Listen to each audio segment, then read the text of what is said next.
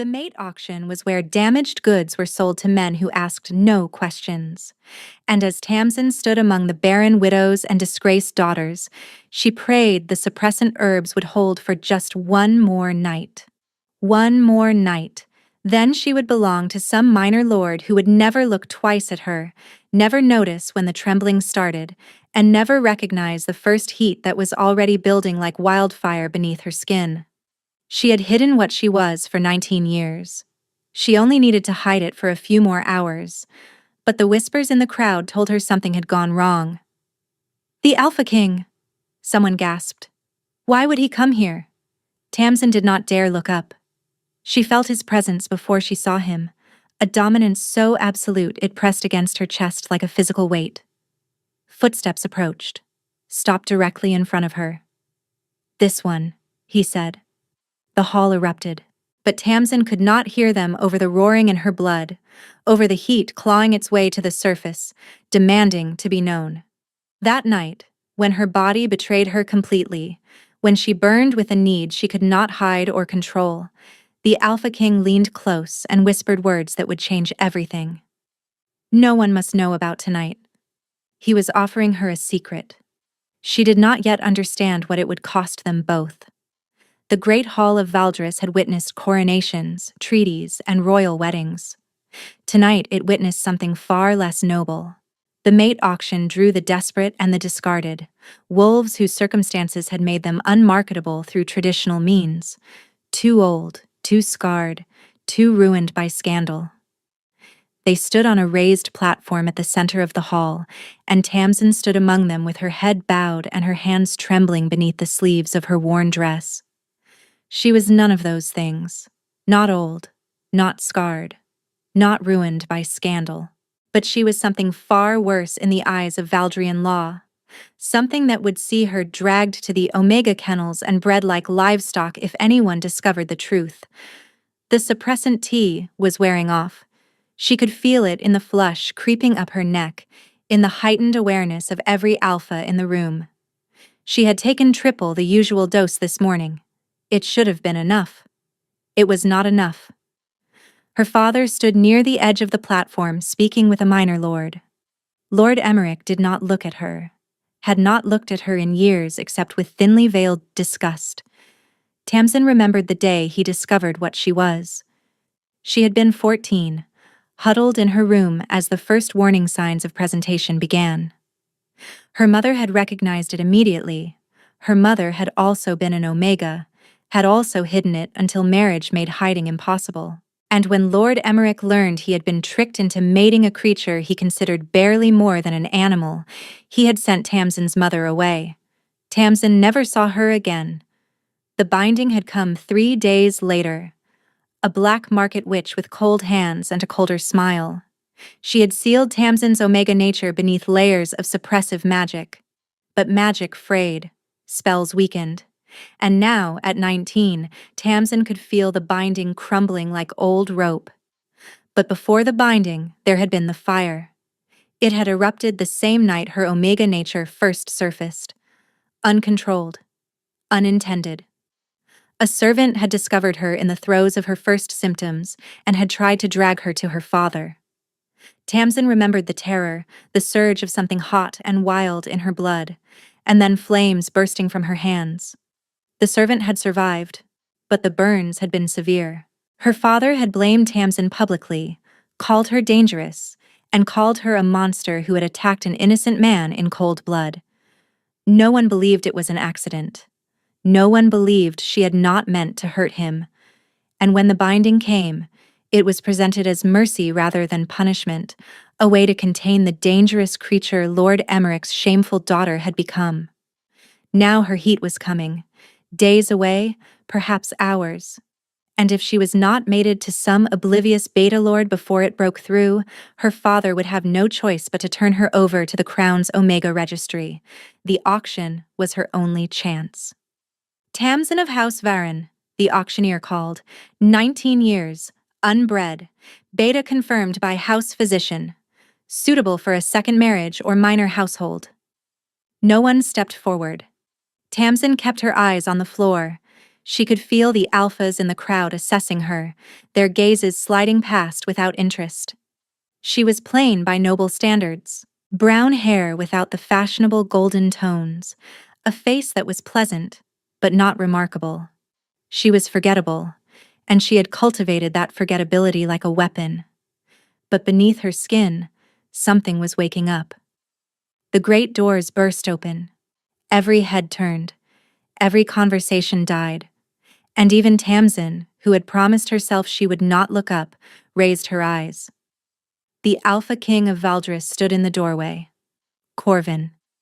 Even his name was spoken like a prayer or a curse. He was tall in the way mountains were tall. Dark hair fell past his shoulders, and his face was the kind of beautiful that belonged on statues.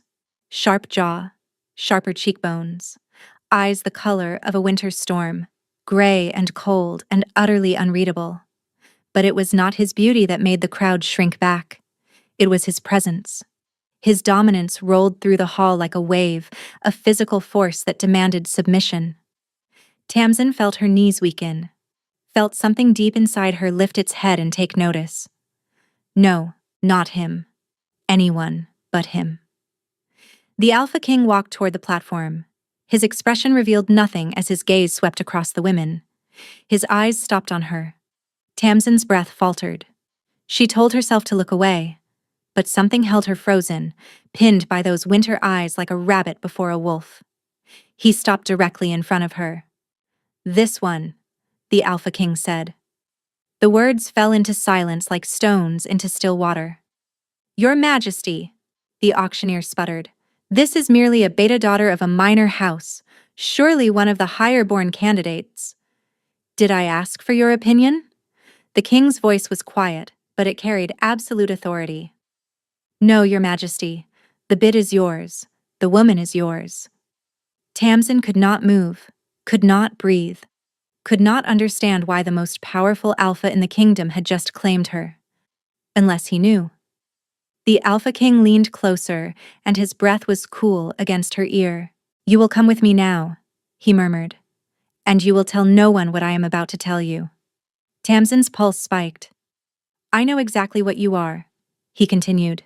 "And if you want to survive the night, you will do precisely as I say." The carriage moved through streets that grew increasingly grand, climbing toward the palace. Tamsin sat rigid on the velvet seat. Across from her, the Alpha King watched her with those unreadable eyes. He knew. He had said it plainly. So why was she still alive? "You are wondering why I have not turned you over to the registry," King Corvin said. "Yes, Your Majesty. Because I have need of you. Not your womb. Not your heats. I have need of what you represent." "I do not understand." "No. I do not expect you to. Not yet." The carriage jolted, and Tamsin gripped the seat. The movement brought her closer to him, close enough to catch another wave of his scent. Pine forests after rain, cold mountain air. Something darker beneath that made the heat in her blood surge dangerously. "How long?" the king asked. "Your Majesty?" "Until your heat breaks through. The binding is old magic, poorly done. I can smell it fraying."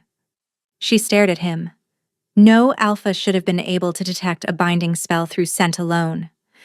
"I do not know," she admitted. "Days, perhaps. Hours. Hours. Then we have little time." He turned toward the window. "When we arrive at the palace, you will be taken to chambers prepared for you. The servants who attend you are all betas. They will not scent what you are." "Your Majesty, why are you helping me? What do you want?" "I want a wife." The words hung between them. "A wife," Tamsin repeated. "You could have anyone. Why choose a hidden Omega days away from a heat that will expose her?" "Because they would expect something from me that I cannot give. They would expect a mate bond. They would expect my mark." For the first time, something flickered in those cold eyes. Pain, perhaps? They would expect heirs born of passion rather than arrangement. "And you cannot give those things?" "I cannot give those things and let them live." Tamsin felt the blood drain from her face. "Every Omega who has bonded with the king of my bloodline has died," Corvin continued. My mother died 3 days after my birth, the bond having drained the life from her body. My grandmother lasted a week. It is a curse that has followed my line for 6 generations. The stronger the bond, the faster the death. That is why you never married. I had resigned myself to leaving no heir. Then I heard rumors of a minor lord's daughter who should have presented as Omega at 16 but never did. His gaze sharpened. I investigated. I discovered the binding. And I realized you might be exactly what I need. You want to marry me because I am broken. I want to marry you because we are both hiding something that would destroy us if discovered. He leaned forward. Become my queen in name. Give me the appearance of a normal marriage. In return, I will protect your secret with every resource at my disposal. You will never fear the Omega Registry. You will live in comfort and safety for the rest of your days. And if the binding fails, if my heat breaks through, then we will face that together. But no one can know. If the court discovers I have taken an Omega bride, they will demand the bond. And I will not watch another woman die because of what I am. The carriage stopped. Through the window, palace gates loomed. What is your answer? The king asked. Tamsin thought of her father, who would have sold her to the kennels without a second thought. She thought of her mother, whom she had never seen again. And she thought of this strange, cold, beautiful king who was offering her the one thing no one else ever had. A choice. Yes, she said. I accept your terms. The chambers they gave her were larger than her father's entire house. Tamsin stood in the center, taking in the vaulted ceilings, the vast bed, the windows overlooking palace gardens. Everything was decorated in deep blues and silvers, the colors of the royal house.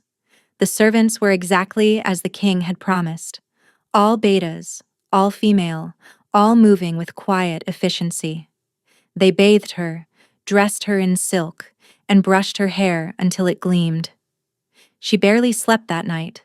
The binding pulsed against her bones, and beneath it, she could feel the heat building.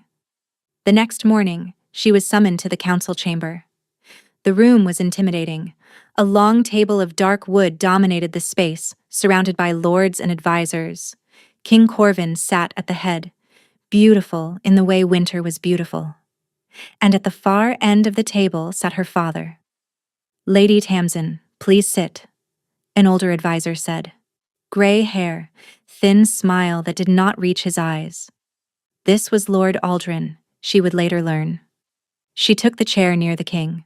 The marriage contract has been prepared, Aldrin continued. His Majesty has specified certain unusual terms.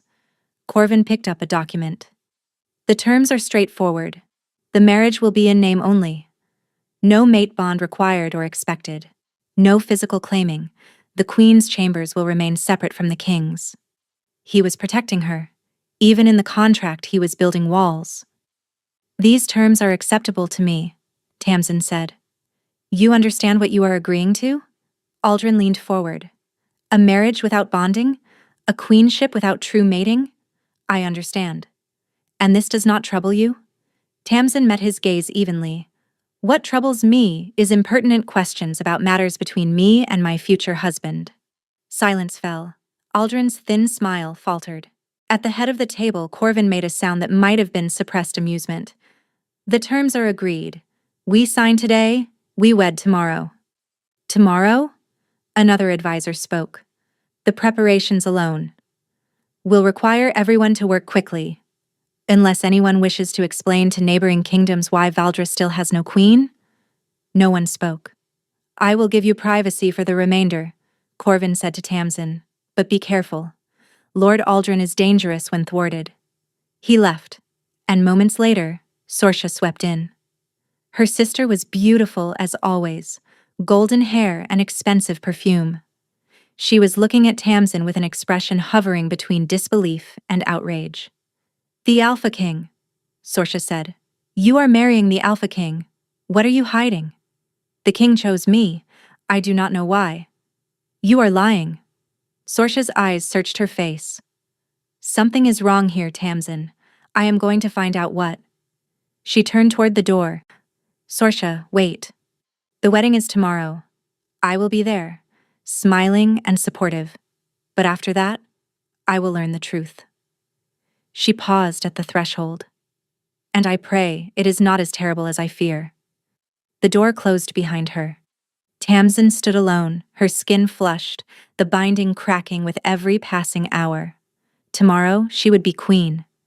Tonight, she was terrified she would not survive long enough to see it. The Cathedral of Valdres had stood for 500 years. Its stained glass windows cast colored light across nobles who had come from every corner of the realm. The Alpha King was taking a bride. Tamsin walked the long aisle alone, no father to give her away, though Lord Emmerich sat in the front pew with barely concealed fury. Sorcia sat beside him, her face a careful mask. But Tamsin could not think about them now, could barely think at all through the fog of heat building beneath her skin. The binding was failing faster than she had anticipated. The cathedral was full of alphas, their scents pressing against her, and her body was responding in ways she could not control. At the altar, watching her approach, stood Corvin. He was dressed in black. A crown of silver sat upon his dark hair. In the light from the windows, he looked less like a man and more like something from legend. Tamsin reached the altar. The priest began to speak, ancient words about bonds and duty, but she could barely hear them. She was going to break. Right here, in front of everyone. Then Corvin's hand found hers. The touch was cool, blessedly cool, like water on a fever. Tamsin gasped softly and some of the pressure eased. She looked up at him, startled. His thumb traced a small circle against her palm, soothing, grounding. And somehow, the heat receded just enough for her to breathe. "Do you, Corvin, Alpha King of Valdres, take this woman as your mate, your queen, your bonded partner?" "I do." The priest turned to Tamsin. "And do you, Tamsin of House Varen, take this man as your mate, your king, your bonded partner?" "I do." "Then let the claiming be witnessed."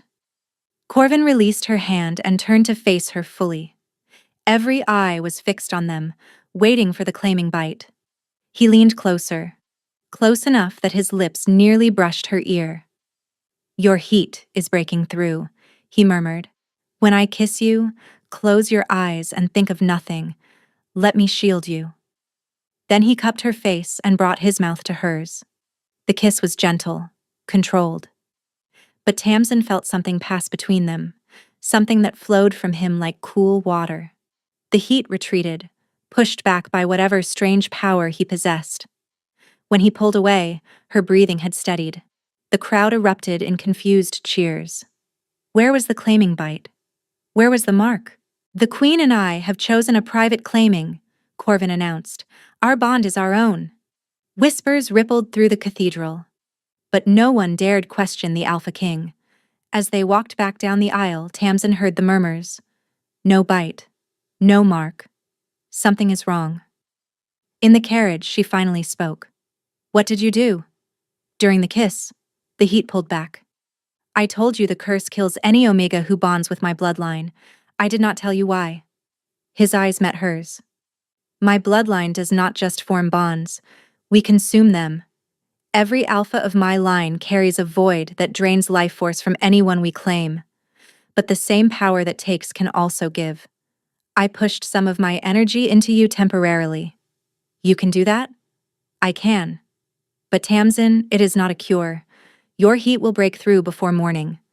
And if you bond with me in that state, if the heat drives you to accept my mark, you will die." The carriage stopped. The palace loomed. "Then let us go face the night together," he said. The wedding chambers had been prepared with care. Candles flickered. Rose petals scattered across silk sheets. Everything arranged for romance. Everything was a lie. Tamsin stood in the center of the room, still wearing her wedding gown, trembling. The temporary relief Corvin had given her was fading. The heat was building again, stronger than before. Corvin locked the door behind them. "The servants will check the sheets in the morning," he said. "They will expect evidence of consummation. And if my heat breaks through while we are, then I will control myself." He turned to face her. I have spent my entire life learning to suppress the hunger. I will not claim you. No matter what your body begs for, I will not. Do you trust me? It was a strange question. She had known him for 2 days. But when Tamsin looked into those eyes, she found herself answering without hesitation. Yes. Something flickered across his features. Surprise, perhaps. Or gratitude. He crossed the room to her. When he stopped before her, she could feel the strange, cool power radiating from him. I am going to undress you now. If at any point you wish me to stop, say the word. Tamsin nodded. His hands rose to the fastenings at the back of her gown. He moved with careful precision, never rushing. But even that clinical contact sent shivers down her spine. The gown pooled at her feet. She stood before him in nothing but the thin shift beneath. Corvin inhaled sharply. You are beautiful, he said. I chose you for strategy, not for this. But you are beautiful, Tamsin. No one had ever called her beautiful. Thank you, she whispered. He stepped back and began removing his own clothing. His chest was revealed in the candlelight, lean but powerfully built. And across his left side ran a network of silver scars that looked almost like frozen lightning. The curse marks its carriers, he said. Every king of my line has borne these since birth. Tamsin moved toward him, her hand pressed gently against the scarred flesh. Corvin went absolutely still. His skin was cool, but the scars themselves were ice cold, and beneath them, his heart beat slow and steady, far slower than it should. You really are cursed, she breathed. Did you doubt it? I did not want to believe it. He led her to the bed. The sheets were cool against her feverish skin. When the heat takes you, he said quietly, you will feel an overwhelming urge to submit, to beg for a claiming bite. I need you to fight those urges. And if I cannot, then I will restrain you. I will leave this room if I must. I will not mark you, Tamsin. The first wave hit without warning. Fire erupted through her veins. She arched off the bed with a cry she could not contain. Every nerve screamed for touch, for the claiming that would end this torment. Corvin, she gasped. He was there instantly, pulling her against his chest. The coolness of his skin provided some relief. Breathe through it, the first wave is the worst. She tried to obey, but the heat was everywhere. Her hips moved against him without permission. Slick soaked through her shift, the unmistakable scent of omega arousal filling the room. Corvin's arms tightened. She could feel the tension in his body, the iron control he was exerting. Please, she heard herself begging. I know what you need, but I cannot give it to you. Not that. Instead, he gave her what he could. His hands learned her curves, found places that made her gasp.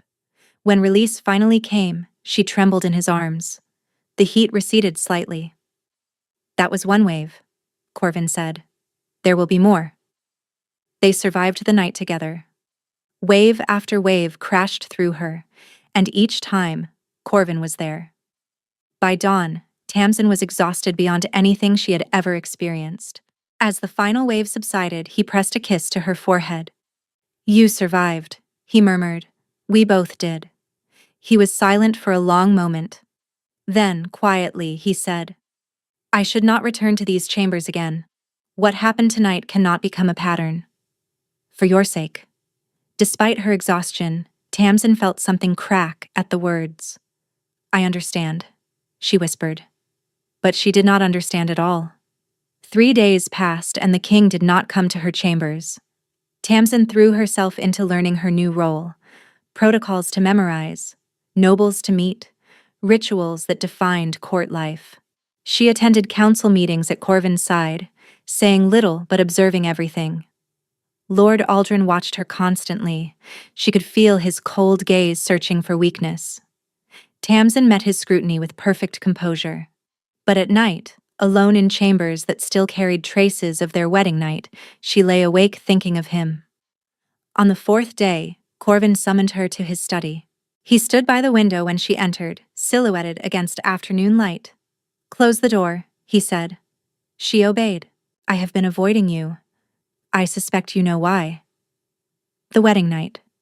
And every night since, when I have found myself standing outside your door, wanting nothing more than to open it. He turned, and the rawness in his expression made her throat tighten. This was not supposed to happen. You were supposed to be a strategic choice. And instead, I cannot stop thinking about you. The words came rough, almost angry. I have lived my entire life preparing to never care for anyone, and in 4 days, you have dismantled that completely. Her pulse quickened. Corvin, do not tell me you feel the same. Do not give me hope where there can be none, because if this becomes something more, I do not know if I can trust myself not to claim you. What if there was another way? What if the curse could be broken? It cannot. Every king of my line has tried. My father spent his entire reign searching. He found nothing. Tamsin fell silent. I should go, she said finally. Corvin caught her hand. Stay. Not for what we cannot have, but stay and talk with me. Tell me something true. So she stayed. She told him things she had never told anyone, about her mother, about the binding, about the fire that had branded her dangerous when she was only 14 and terrified. And Corvin told her things in return, about his father's desperation, about wondering if his mother had been happy in the few days she lived as queen, about the suffocating loneliness of power. Night fell while they talked. Their hands found each other and held on. This is dangerous, Corvin murmured. Yes. We should stop. Yes. Neither moved. Your heat will return in a month, he said. I will need to be away when it happens. Tamsin nodded, though the thought of facing it alone made her chest tighten. I understand that you are trying to protect me, she said softly. And I understand that circumstances have made something simple into something impossible. Simple? Love should be simple. What complicates it is everything else. He raised their joined hands and kissed her knuckles. The curse has a threshold, he said quietly. Something I have not told anyone. It was not love that killed them. Not exactly. The curse activates at the moment of true bonding. When two souls choose each other completely, without reservation. So as long as we always hold something back, we might survive this. It was not enough. But in that moment, it felt like more than she had ever hoped for. Then we hold something back, she said, and we pray, that is enough. But even as she spoke, Tamsin felt something shifting inside her. A power she did not understand, a connection she could not explain, and the terrifying certainty that holding back might be impossible. 2 months passed in strange twilight. Tamsin and Corvin learned to navigate the impossible space between duty and desire. They met in his study each evening, talking for hours. They attended council meetings side by side. They touched when protocol demanded, and each contact sent electricity through her. But they never kissed. The line remained unbroken. Her second heat came as predicted. Corvin retreated to a hunting lodge in the northern mountains. Tamsin survived it alone, attended only by beta maids, and the loneliness nearly destroyed her. When Corvin returned, she saw the same hollowness in his eyes. This is not sustainable, she told him. I know. The change came 3 weeks later on an ordinary morning. Tamsin woke feeling strange. Nausea churned her stomach. Her breasts ached with unfamiliar tenderness. Dizziness sent her stumbling back against the pillows. The royal physician examined her with cool efficiency. Congratulations, Your Majesty. You are with child. The world stopped. Pregnant. But that was impossible. Corvin had never claimed her, never nodded her. But they had done other things during her first heat. Apparently, that had been enough. How far along? 8 weeks. Perhaps 9. The timing matched her wedding night exactly. She found Corvin in the training yard, sparring with his guard captain. Leave us, Tamsin commanded. The guards scattered. Corvin lowered his practice sword. What is wrong? I am pregnant. The sword clattered to the ground. His face went through shock, joy, terror, despair. No, we were careful. Apparently not careful enough. He was shaking. My mother conceived me and the bond completed. The curse took her within days of my birth. Tamsin, if you carry this child, I know. We have to stop this. A healer. A witch. No. The word came sharp. This child is mine, ours. I will not destroy it to save myself. Then you will die. His voice cracked. Just like every woman foolish enough to love my bloodline. Love. The word hung between them. Is that what you think I am? Foolish. I think you are the bravest person I have ever known. Tears streamed down his face. And I think I love you so completely that it terrifies me. I love you too. I have loved you since the night you held me through my heat, and I will love you until my last breath. Corvin pulled her into his arms and kissed her with all the desperation they had denied themselves. The bond snapped into place. She felt it like a physical blow, their souls reaching for each other across heartbeats. Then Corvin screamed. He wrenched away, hands flying to his chest. The silver scars were spreading across his skin like frost. His face went white, his lips turning blue. The curse, he gasped. It is not supposed to. I am not supposed to be the one. He collapsed. Corvin. Tamsin dropped to her knees. His skin was ice cold and the silver was still spreading, up his neck, across his jaw. Help, she screamed. The king is dying? The curse was not taking her life, it was taking his. The king's chambers became a sick room. Tamsin sat beside the bed where Corvin lay, his body covered in silver scars that pulsed with faint light. His breathing was shallow, his skin cold as marble. He had not opened his eyes in 3 days. The physicians had no explanation. The curse was supposed to drain the Omega, not the Alpha. Sorsha came on the 4th day. She pushed past guards until she stood at the foot of the bed. Her face was pale, her eyes red. You love him, Sorsha said quietly. That is what you were hiding. My love is killing him. Sorsha sat beside her sister. For a long moment neither spoke. Mother used to say things when we were children. Strange things about bloodlines and debts. Sorsha hesitated. She said fire cannot be consumed by ice. The flame always finds a way to burn. Fire and ice. Tamsin thought of Corvin's cold skin, of her own heat. What if I am the fire? She whispered. The curse consumes life force, she continued, mind racing. But what if there was someone whose fire burned too hot to be frozen? Mother was Omega, hidden, like me. What if she knew something? What if there was a reason our bloodline carries this heat? Father sent her away for a reason. He knows more than he has told us. Father will not speak to you. Then I will make him speak. I am Queen of Valdris. I will burn down everything he holds dear to save my husband. She found Lord Aldrin first. The old advisor was in his chambers, surrounded by papers. Something flickered in his cold eyes when she entered. How fares the king? You have been waiting for this. Waiting for the curse to take him so you could install your granddaughter. I have no idea what you mean. I think you do. She moved closer. I think you knew what would happen if Corvin formed a true bond. The curse is ancient magic.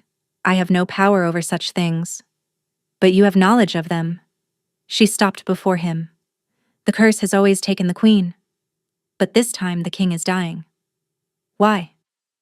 Surprise flickered across his face, quickly hidden. You do not know, Tamsin realized. You expected me to die. She left him in stunned silence. Her father proved more difficult. Lord Emmerich refused 3 summons. On the 4th, Tamsin sent armed guards with orders to drag him in chains if necessary. He arrived red-faced and furious. I need you to release my bind, Tamsin said. Now. No. The Alpha King is dying. I need my magic to save him.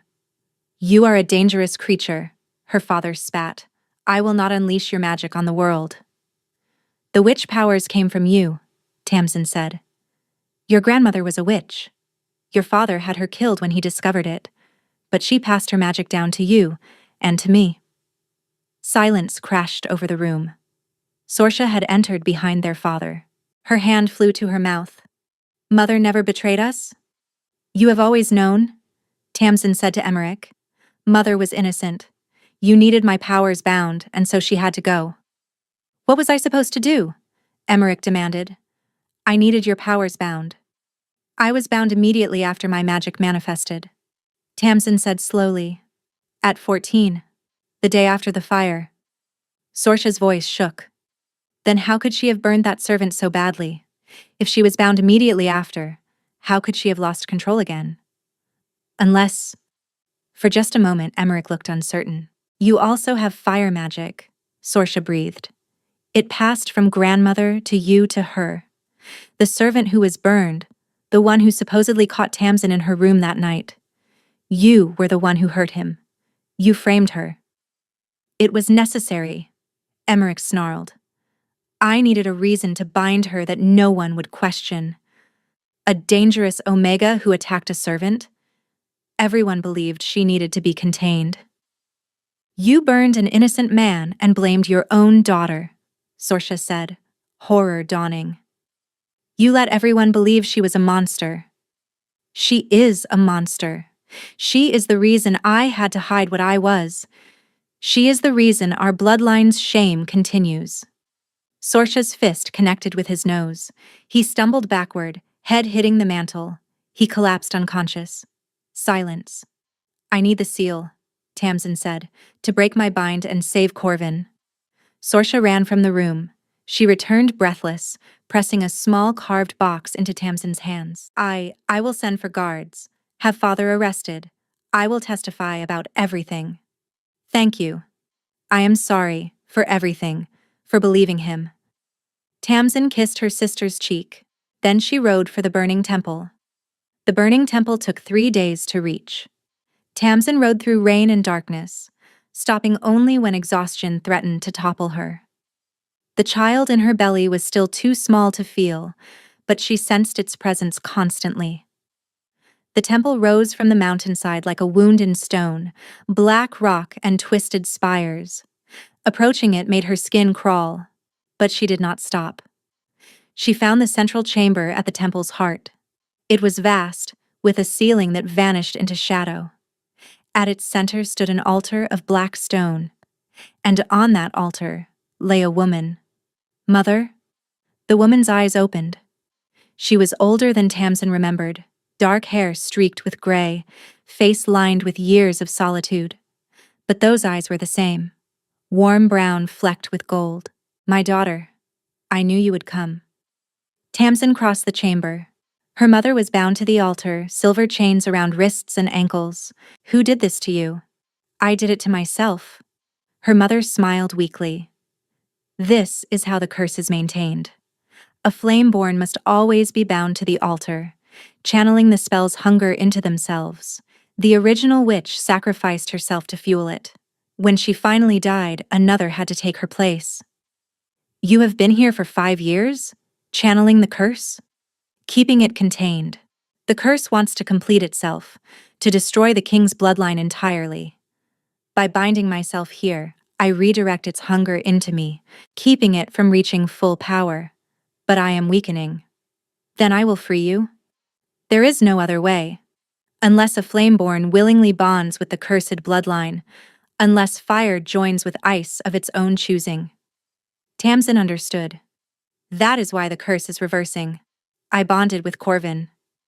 "You did more than bond. You carry his child, a child of both bloodlines who could either end the curse or complete it. How do I end it? You must choose freely and completely. Total acceptance. The original witch casts this curse in hatred. It can only be broken by the opposite, by love that holds nothing back." Corvin said complete acceptance would trigger the curse. "For any other Omega, yes. But you are flameborn. Your fire cannot be consumed. Your love cannot be drained. You are the key that was always meant to break this lock." Father knew. He was terrified of what you might become. "Lord Aldrin?" Tamsin realized. He knew about this place. Aldrin discovered me 3 years ago. He has been using my imprisonment, threatening to kill me if I did not feed information about the curse. He wanted the bloodline to end so he could install his own family. Rage erupted inside her. When the curse breaks, her mother said, the altar's power will fade. The chains will release. The temple will crumble. I will find my way home. Tamsin kissed her mother's forehead. Then she ran. The journey back took 2 days.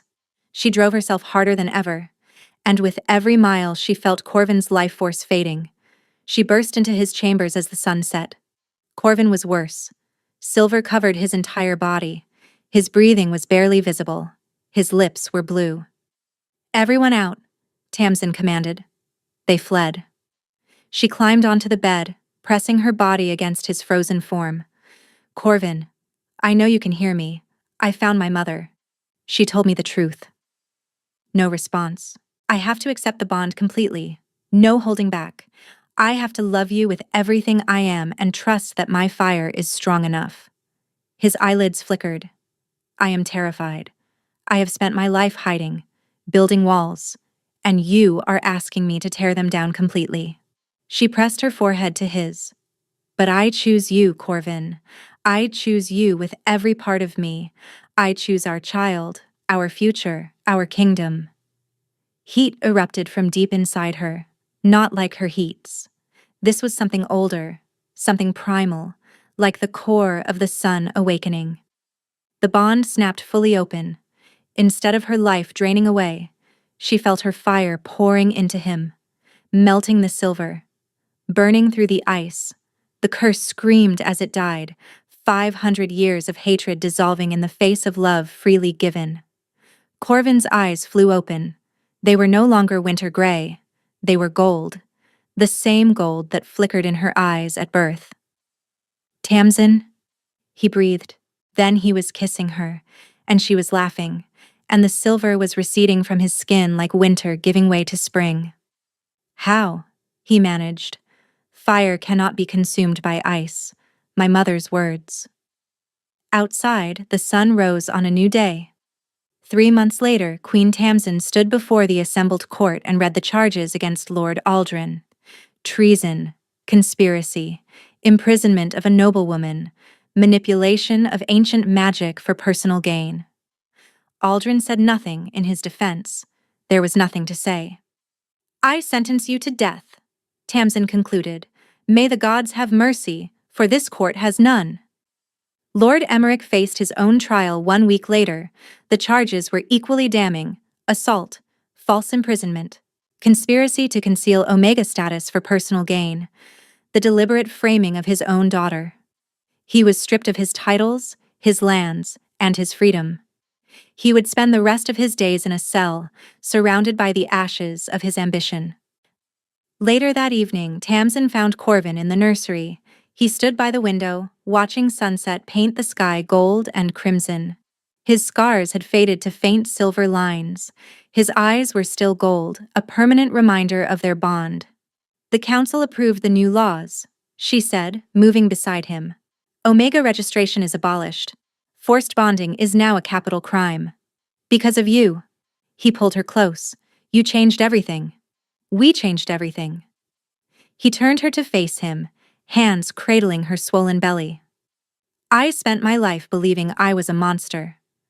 That I was born to consume anyone who loved me. Then you proved the monster was the curse, not me. You were never a monster. You were a man bearing an impossible burden, and now it is gone. Because you burned it away.